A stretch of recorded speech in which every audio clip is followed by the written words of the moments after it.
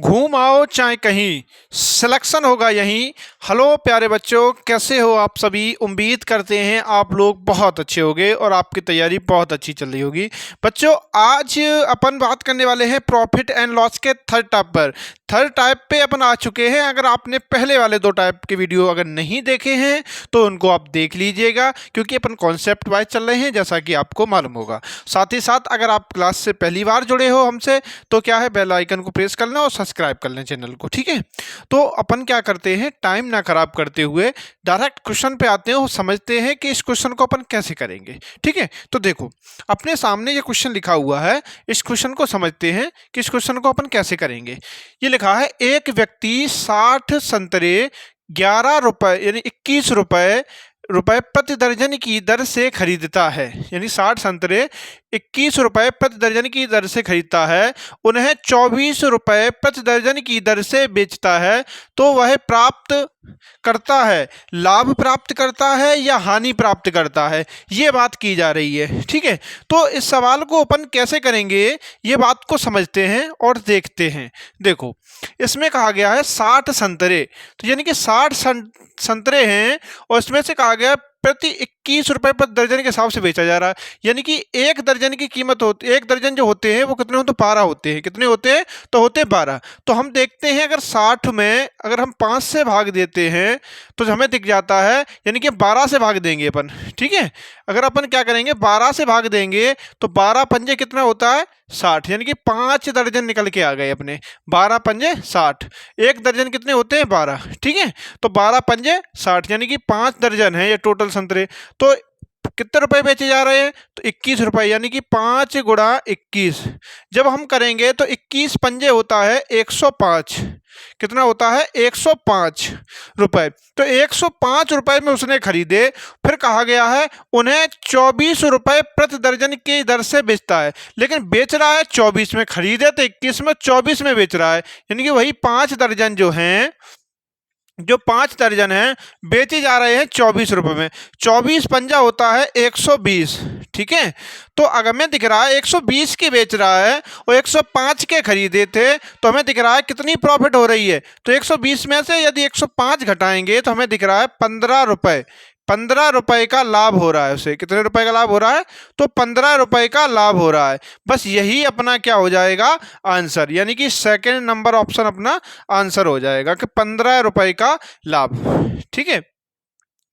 ऐसे ही यदि इस सवाल को अपन समझें तो इसमें कहा गया है कि जब कोई वस्तु 44 रुपए में बेची गई तो उस पर 10% का लाभ हुआ।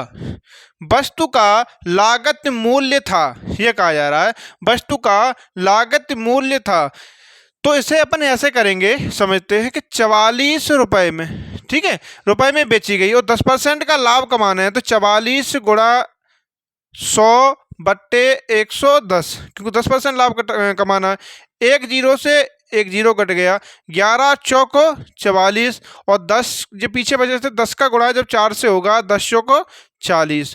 तो उसका जो पूछा गया था लागत मूल्य था वो 40 रुपए था। कितना था, 40 रुपए। तो अपना ऑप्शन नंबर थर्ड क्या हो जाएगा, आंसर हो जाएगा, ठीक है। ऐसे ही यदि अपन इस वाले सवाल को समझें, इसमें क्या कहा गया है, देखो इसमें क्या कहा गया है।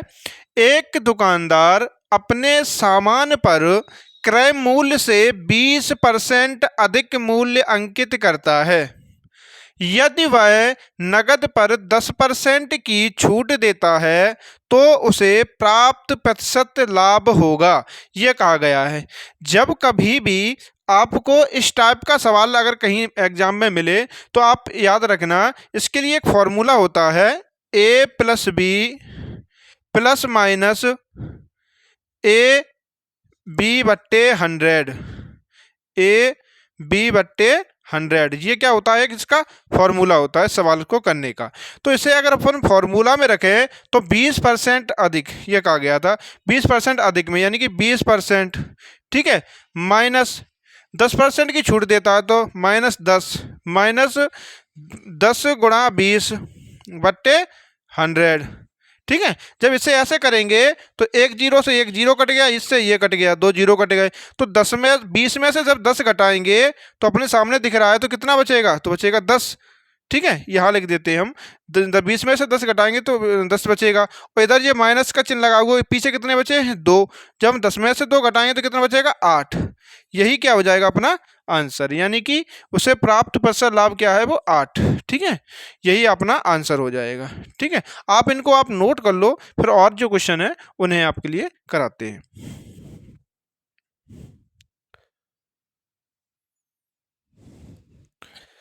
अपन आगे समझते हैं, सवाल को अपन करते हैं। देखो, इसमें कहा गया है सवाल में, एक व्यापारी अपनी वस्तुओं को 75 रुपए में बेचकर उतना ही प्रतिशत लाभ अर्जित करता है जितना कि क्रय मूल्य था। वस्तु का क्रय मूल्य कितना था, ये कहा जा रहा है अपन से, वस्तु का क्रय मूल्य क्या था।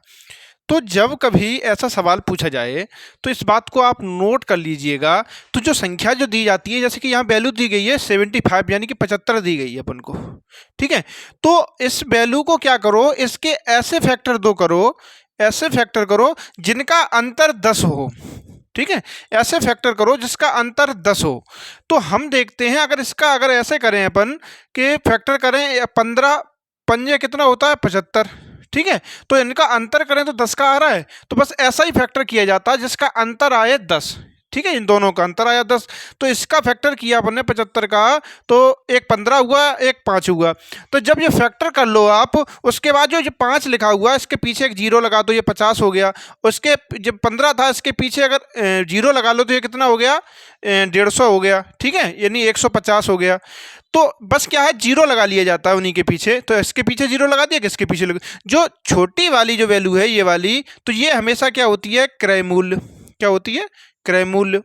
ठीक है, और जो बड़ी वाली जो वैल्यू होती है ये होता है हमेशा विक्रय मूल्य, विक्रय मूल्य। ठीक है, तो आपसे पूछा क्या गया है, क्रय मूल्य कहा गया है, तो अपना क्या है, क्रय मूल्य क्या निकल आया, 50। तो अपना ऑप्शन नंबर क्या होगा, 3rd। ये जो ट्रिक है ये बहुत बेहतरीन ट्रिक है। अगर आपने सही से इसको अगर समझ लिया तो आपके लिए ये क्वेश्चन एकदम हल्का हो जाएगा, आप देखोगे झट से आंसर मारोगे। कुछ नहीं करना होता है, 75 जो है इसको ऐसे दो फैक्टर किए जाते हैं छोटे छोटे, जिसके दो अंतर 10 का है जिसका। तो हमने क्या किया, जब देखो दोबारा से समझा देते हैं, हमने जीरो हटा दिया। ठीक है, तो हमने क्या किया, 75 को फैक्टर किया, एक 15 और एक 5 हो गया, 15 पंजे कितना होता है, 75। ठीक है, तो हमें दिख रहा है 15 में से अगर 5 घटाएं तो अंतर कितने का आ रहा है, 10 का आ रहा है। तो ऐसा ही फैक्टर किया जाता है जिनका अंतर हो 10, तो जिसका और जिसका अंतर कितना है, 10 का। तो जो छोटी वैल्यू हो या बड़ी हो, इसके दोनों के पीछे एक एक जीरो लगा दिया, इसके पीछे जीरो, इसके भी पीछे जीरो।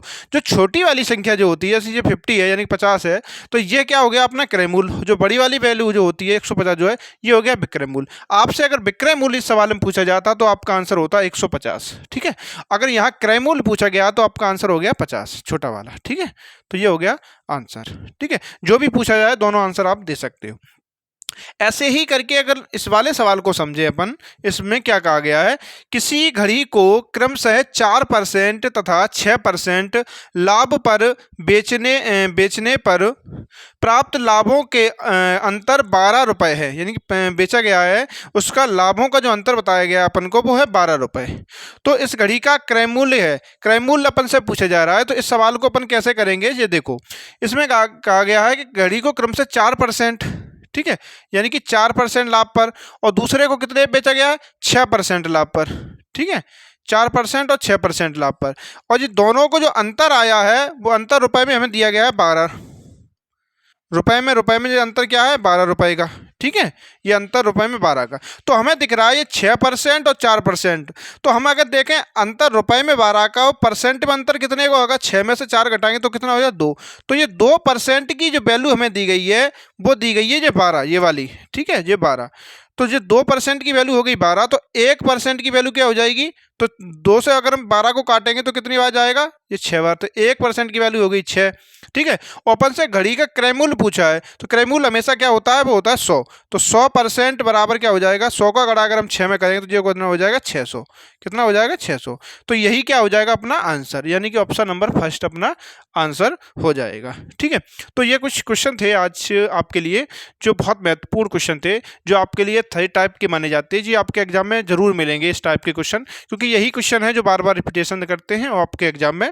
और आप उम्मीद करते हैं आप लोगों ने हमारा चैनल सब्सक्राइब कर लिया होगा, अगर नहीं किया है तो चैनल को सब्सक्राइब कर लें, बेल आइकन प्रेस कर लें, अपने दोस्तों के साथ जरूर शेयर करें। ठीक है, तो आज के लिए सिर्फ इतना ही है, आगे जो वीडियो में इंपॉर्टेंट क्वेश्चन रहेंगे वो जरूर लेके आएंगे आप सभी के लिए। ठीक है, आज के लिए इतना ही, सिर्फ धन्यवाद। ठीक है।